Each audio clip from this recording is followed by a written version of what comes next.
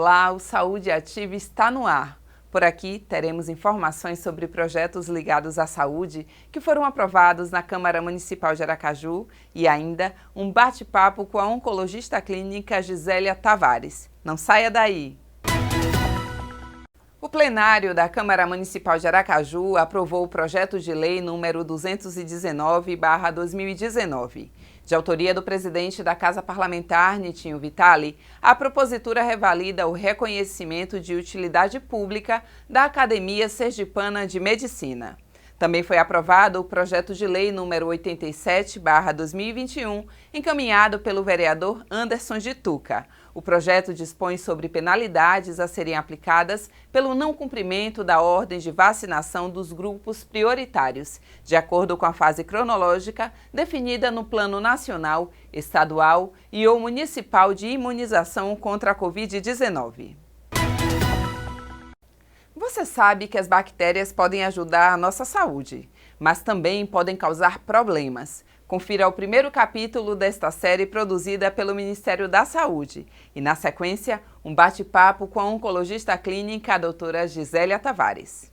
Hello! Olha só quem tá aqui, gente! Linda e maravilhosa! Ué, não estão me reconhecendo? Sou a Teri, uma das muitas bactérias que vivem dentro de você sem pagar aluguel nem nada. Todo mundo tem bactéria como eu no intestino. E, em geral, a gente fica aí no intestino da galera sem fazer mal a ninguém e até ajudando na saúde das pessoas. O problema é que às vezes dá ruim, rola uma treta e eu posso sim virar um problema. Aliás, a coisa pode ficar tão complicada que você pode precisar tomar antibiótico. Se bem que, o antibiótico anda sendo usado demais da conta. E aí, ele pode deixar de funcionar e dar um superpoder pra nós, as bactérias. Então vem comigo que eu vou te contar os barracos todos da minha família, como se usa o antibiótico de um jeito massa e o que você pode fazer para que as bactérias não arrumem confusão pro seu lado. Segue aí, Confissões de uma Bactéria.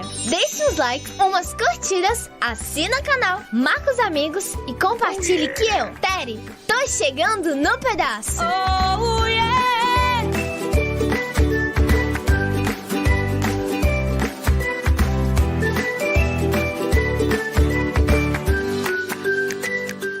Agora vamos conversar com a nossa entrevistada de hoje, a oncologista clínica, a doutora Gisélia Tavares, sobre prevenção ao câncer de mama. Ela, inclusive, vai responder algumas dúvidas da população. Doutora, seja bem-vinda ao nosso programa Saúde Ativa. Muito obrigada. Agradeço pelo convite. É um prazer poder conversar sobre saúde com vocês. Doutora, muitas pessoas têm dúvida ainda do que é um médico oncologista. Conta pra gente. O médico oncologista é aquele médico que vai tratar de pessoas que têm diagnóstico de algum tipo de tumor maligno, ou seja, câncer. A oncologia, na verdade, ela se divide como um oncologista clínico, né? Temos também os cirurgiões oncológicos e os radio-oncologistas, que são os radioterapeutas. Além de toda uma equipe multidisciplinar, toda voltada para a especialização de oncologia. Estamos agora no mês de outubro, né? O Outubro Rosa, e muitas pessoas ainda têm dúvidas do que é que trata, o que é esta campanha. Fala um pouquinho para quem está nos assistindo. Bem, o Outubro Rosa, na verdade, ele começou lá na década de 90 nos Estados Unidos, quando foi feita uma corrida pela cura, na tentativa de conscientizar as pessoas sobre o câncer de mama. E nós, agora no Outubro Rosa, a gente tenta realmente estimular o diagnóstico, o rastreamento e medidas de prevenção para o câncer de mama. Câncer de mama, ele só acomete mulheres ou os homens também correm o risco de ter? Sim, tanto homens como mulheres têm sim a possibilidade de desenvolver câncer de mama. O câncer de mama ele vai acontecer nas glândulas mamárias. Nos homens o que acontece é que as glândulas mamárias dos homens são menos proeminentes ou em menos quantidade do que a da mulher, né? Que tem esse objetivo de amamentar, mas também ocorre nos homens, de uma forma menos prevalente, mas sim. O exame seria o mesmo? As mulheres elas podem se tocar para saber se há algum carocinho. Para os homens funciona da mesma maneira? Na verdade, sim, né? A questão do autoexame dos homens é algo muito importante, embora, por exemplo, a mamografia não é algo aplicável aos homens, já que tem essa diminuição da quantidade de glândula mamária. Mas quando é necessário, sim, o autoexame, o exame médico e, em alguns modos, a gente pode também fazer uso da ultrassonografia. E as pessoas que já tiveram câncer em um seio, né, uma mama, corre o risco também de ela ter no outro? Todo mundo está sujeito, na verdade, a desenvolver algum tipo de câncer. Alguns tipos de câncer, por serem mais agressivos, podem se aumentar esse risco, de mesmo quando você tem um tipo de tumor em uma mama, pode desenvolver ou o mesmo tipo de tumor ou alguma variação na outra mama. Então, sim, isso é possível. E durante essa pandemia, né, que ainda não acabou, as pessoas relaxaram mais na realização dos exames preventivos ou até mesmo do próprio tratamento? Com certeza. A gente vê principalmente no setor público, né, nos ambulatórios do SUS, que a dificuldade, na verdade, para o acesso dos exames realmente se agravou e as pessoas também ficaram com medo, né, de procurar o médico, de ir fazer seus exames. Então a gente nota que agora, nessa fase, vamos dizer, esperamos que final da pandemia, a gente vê que uma demanda que estava muito reprimida começa a voltar aos ambulatórios. Então a gente vê sim que é algo que piorou bastante e por isso sim essa importância do Outubro Rosa agora, né, de tentar reforçar ainda mais que a gente precisa também cuidar da nossa saúde como um todo. Doutora, há alguma forma de prevenir o câncer? Sim, o câncer de uma forma geral, nós temos na verdade vários fatores, né? Nós temos aqueles fatores hereditários e genéticos, né? Algo que nós herdamos, na verdade, que está intrínseco no nosso DNA, e mutações que a gente pode sofrer, na verdade, ao longo da vida. E tem aqueles outros que são os fatores externos, ou seja, os hábitos de vida e com o que nós lidamos no dia a dia. Então, por exemplo, quais são os fatores que estão bem relacionados a essa questão? Consumo de álcool em excesso, a questão da alimentação, não ser uma alimentação saudável. Também está bem envolvido nas mulheres, aquelas mulheres que menstruaram muito cedo, aquelas mulheres que não gestaram até os 30 anos de idade, naquelas mulheres que não amamentaram, ou naquelas mulheres que tiveram o uso, na verdade, de anticoncepcionais, pode aumentar, ou o uso de reposição hormonal, né, principalmente na menopausa, por mais de 5 anos. E a gente vê também a questão do sobrepeso e da obesidade, que está muito relacionado, principalmente após a menopausa. Então, são alguns fatores realmente do nosso dia a dia, que envolve dieta, que envolve atividades físicas, que vão estar diretamente relacionados ao aumento desse risco, tanto de câncer de mama como de outros tipos de tumores também. Certo, doutora, fomos às ruas e verificamos que a população tem algumas dúvidas e eu queria que a senhora respondesse. Vamos lá? Vamos ver o VT. Doutora, eu tenho uma dúvida, uma pergunta. Eu tenho muito medo de fazer o exame de mama porque disse que dói. É verdade, doutora, que dói? Rose, obrigada pela sua pergunta. Na verdade, assim, a mamografia ele é um exame um pouco incômodo, sim. Por quê? Como é necessário que tenha-se uma visão melhor da mama, então o aparelho ele vai meio que tentar comprimir a região da glândula mamária para conseguir ter uma visão melhor. Então, sim, é um exame incômodo, depende, na verdade, de cada mulher, depende também da fase de ciclo menstrual que ela esteja, que vai deixar, no caso, a mama mais sensível. Mas, por exemplo, a ultrassonografia, que é um exame muitas vezes usado em complemento à mamografia, na maioria das vezes é um exame indolor, além de sempre a gente reforçar também a questão do exame médico. Às vezes eu sinto dores na mama, isso é normal? Isso quer dizer que a gente está com algum problema na mama? Eu sinto dores, né? Não é constante, mas muitas vezes eu sinto dores e fico preocupada, né? Que dói, ando assim um pouco incômoda, aí quero saber se é normal sentir dor na mama. Oi, Iracema, obrigada pela sua pergunta. Essa questão da dor mamária é uma das principais queixas que a gente recebe no consultório, eu acho que principalmente os mastologistas. Então, a dor na mama, que o termo médico é mastalgia, na verdade não está diretamente relacionado ao câncer de mama, ele pode ter diversos fatores. Pode tanto estar relacionado à fase menstrual, né, que a paciente está, a gente sabe que tem um período em que a mama fica muito mais sensível, tá? E existem muitos tipos de câncer que, na verdade, não vão doer. A paciente pode ser algo, na verdade, que ela percebe como um nódulo, como uma tumoração endurecida, fixa naquela localidade, que nem sempre pode doer.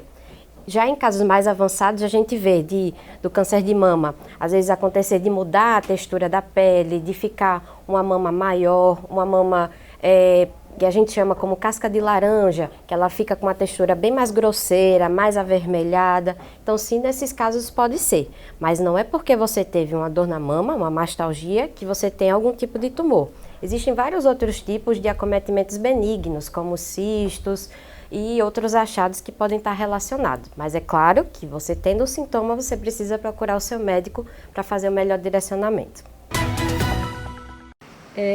Bom dia, doutora. Minha irmã teve câncer de mama. É provável que eu tenha também? É hereditário? Oi, Rosineide. Essa é uma dúvida bem comum também entre os pacientes. Na verdade, isso a gente tem que levar em conta vários fatores. Por exemplo, a idade que a sua irmã teve câncer de mama, se tem mais algum caso na sua família, né? A gente considera, na verdade, até parentes até de 4º grau. Então, mães, pais, tios, tá certo? Avós. Se teve algum caso de câncer de mama na família, que a gente possa direcionar para ser uma causa hereditária. Claro que quando a gente tem algum caso de câncer de mama na família, claro que a gente vai ficar mais atento. Por exemplo, se for uma paciente jovem de 35 anos, por exemplo, que surge com um câncer de mama, é claro que a gente vai ficar mais atento àquela família. Ou se já teve um outro caso de alguma outra irmã, de uma mãe, a gente vai tentar direcionar mais, porque há sim uma grande possibilidade de ter algum fator hereditário naquilo.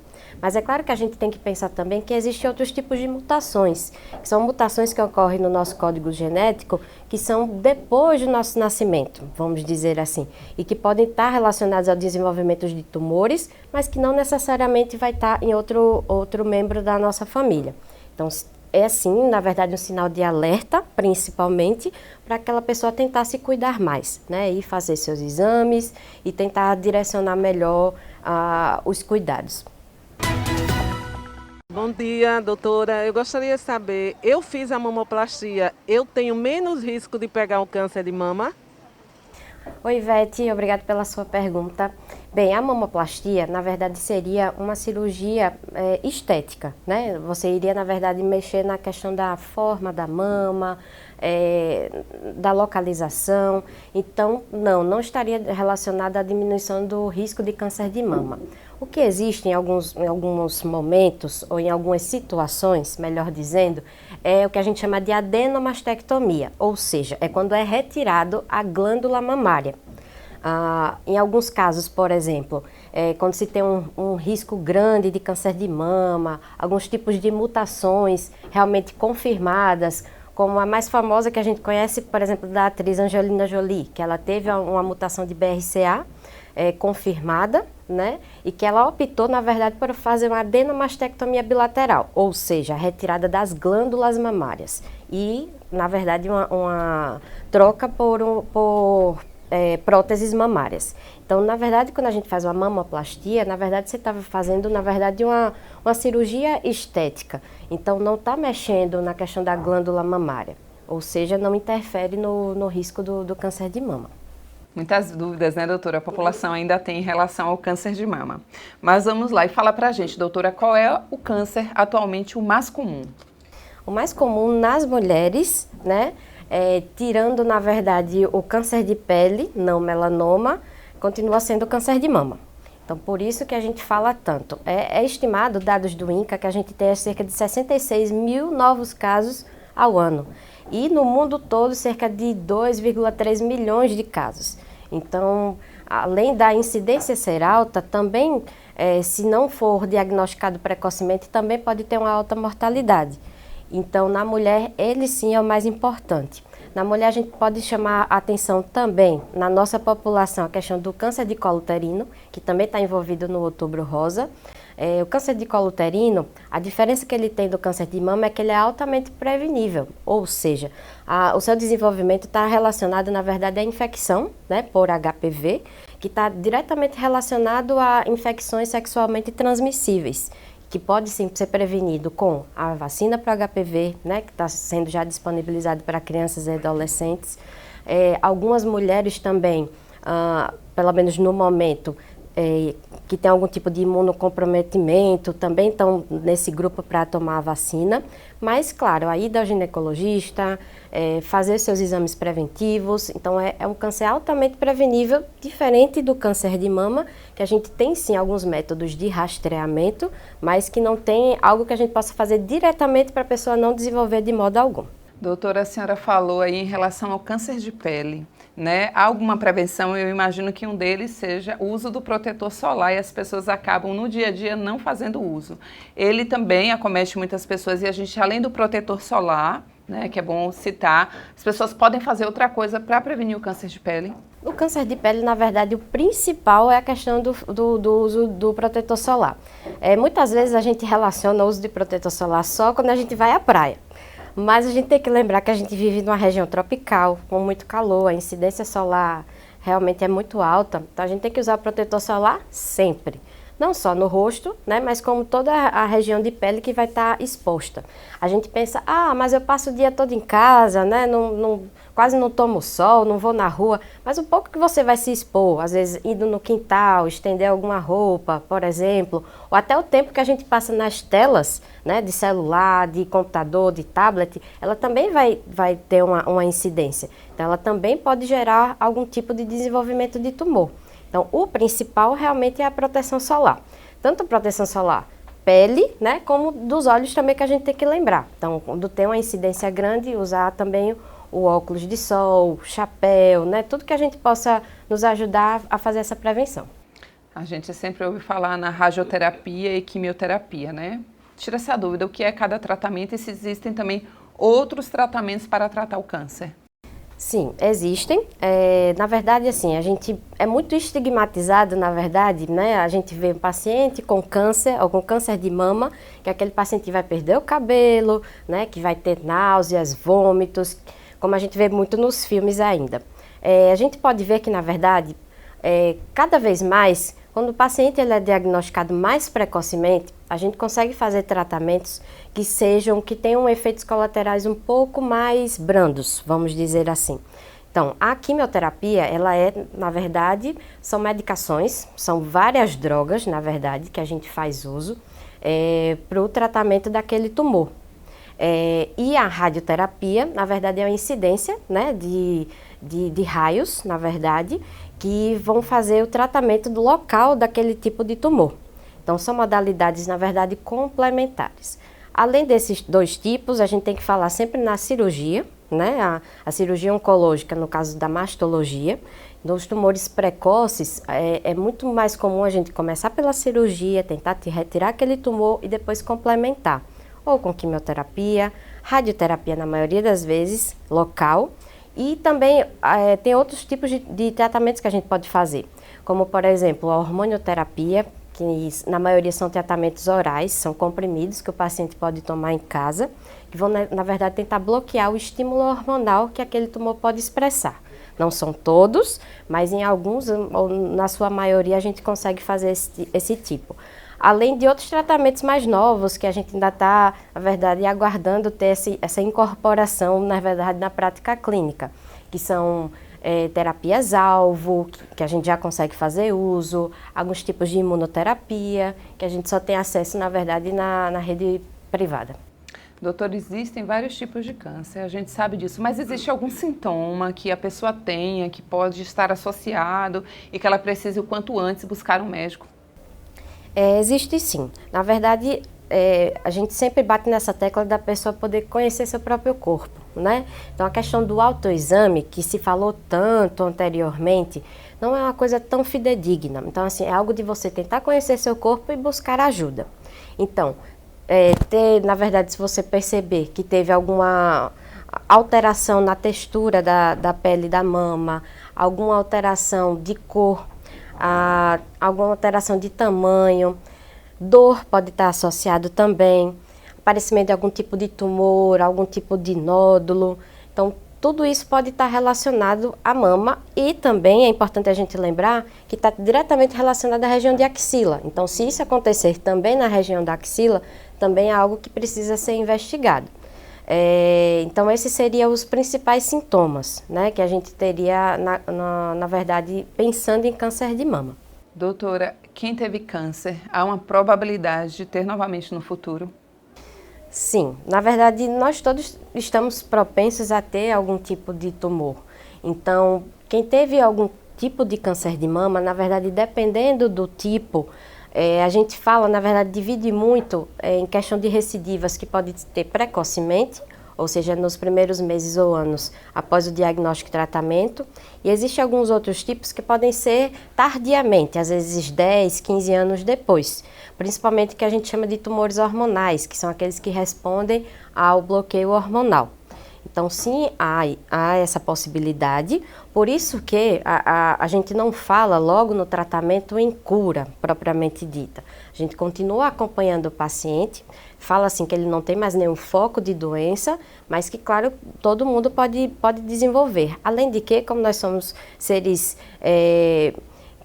completos, então a gente não pode ver só a mama isoladamente. Então, aquela pessoa pode ter risco de ter outros tipos de tumores.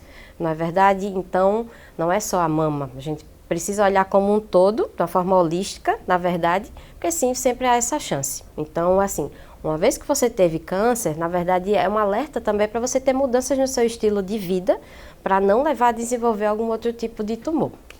Era isso, inclusive, que eu ia falar com a senhora. É complicado a gente perguntar se o câncer tem cura. Porque uma pessoa ela pode estar curada temporariamente, futuramente, né, surgir novamente em um outro local ou no mesmo local. Então a gente não pode falar, né, doutora, se o câncer tem cura. Na verdade, tem cura, né? Na verdade, assim, a gente fala câncer de uma forma muito genérica. Sim. Mas, na verdade, o câncer em si não é uma doença, né? Na verdade, são um conjunto de doenças. Se a gente falar, por exemplo, em câncer de mama, a gente, se for dividir, na verdade, existem vários tipos de tumores. Tumores ductais, tumores lobulares, a que tipo de remédio ele vai responder. Então, sim, a gente pode falar em cura, né? A gente fala até, na verdade, que a gente acompanha o paciente pelos próximos, pelo menos por 5 anos, de uma forma muito ativa. Então, sim, a cura, mas a gente sempre tem que ficar atento. Até porque, assim, existem outros tipos de câncer também, por exemplo, os cânceres oncohematológicos, que são aqueles que a hematologia trata, como leucemias, linfomas. Cada um, na verdade, vai ter a sua história natural, né? Então, como ele pode ser curado ou não, e como é que vai ser o acompanhamento. Então, assim, câncer tem cura, sim, principalmente quando ele é diagnosticado precocemente. E doutora, para encerrar, qual é a mensagem que a senhora deixa para a população que nos assiste, principalmente reforçando neste período, né, que é o Outubro Rosa?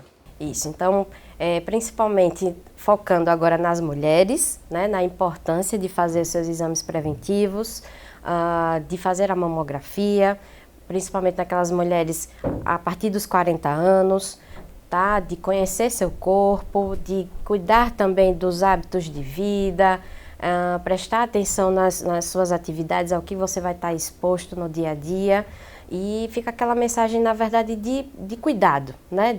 Da importância da prevenção, do rastreamento e do cuidado como um todo da nossa saúde, para evitar tanto o câncer de mama como outros tipos de tumores.